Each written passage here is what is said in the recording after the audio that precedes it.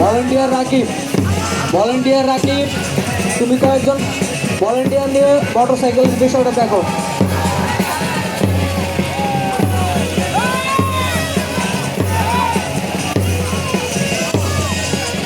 তালে তালে সবাই তালে। কিন্তু কে কাকে ঘায়েল করতে পারে, কে কাকে ঘায়েল করতে পারে দেখা যাক। কে পর্যন্ত বিজয় মেলা কমিটির সভাপতি